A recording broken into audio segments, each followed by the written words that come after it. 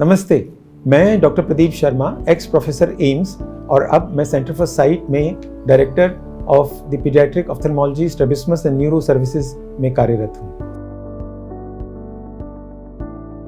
आज मैं आपको स्क्विंट या कि जो आंखों में भेंगापन होता है उसके बारे में कुछ बताना चाह रहा हूँ। स्क्विंट या मिसअलाइनमेंट जो आंखों की होती है उसका मतलब होता है कि जब हम दोनों आंखों से एक चीज पे देखना चाहें तो उसको नहीं देख पाते हैं।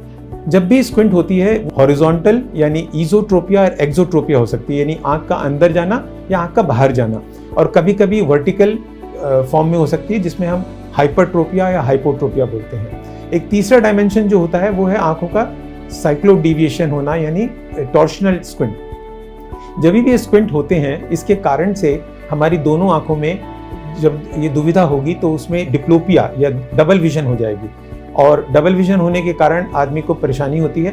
बच्चों में जब ये होती है तो वो हमारा ब्रेन तुरंत उसको सप्रेस करने की कोशिश करता है।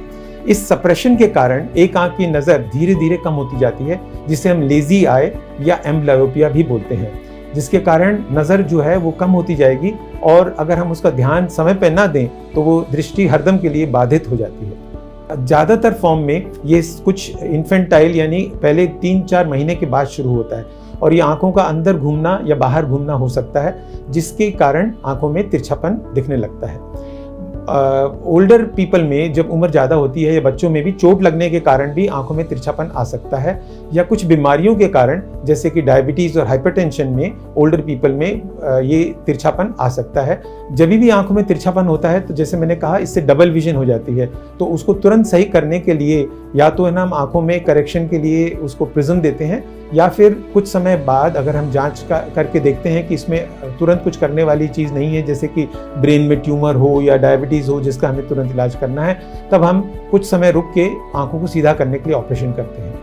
तो सबसे पहले जब भी बच्चे को स्क्विंट नज़र आए तो उसके चश्मे की जांच होनी चाहिए, और जब चश्मे की जांच करके हम देखते हैं कि बच्चे ने चश्मा पहना और आंख में जो तिरछापन था वो सही हो गया, अगर पूरी तरह से सही हो गया तो बहुत ही अच्छी बात है। अगर उसमें कुछ कसर रहती है तो उसके बाद में हम उसके लिए ऑपरेशन कर सकते हैं, जिससे कि आंख पूरी तरह से सीधी हो जाए और हमारे ब्रेन में दोनों आंखों की दृष्टि एक साथ सम्मिलित फॉर्म में पहुंचे, जिससे बाइनोकुलर विजन या स्टीरियोप्सिस बन सके।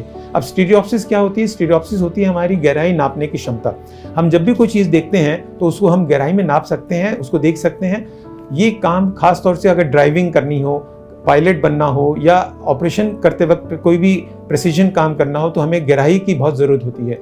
तो उसके लिए दोनों आंखों की जो दृष्टि है वो हमें चाहिए साथ साथ काम करे। Follow Center for Sight and post your queries to get answers from the experts.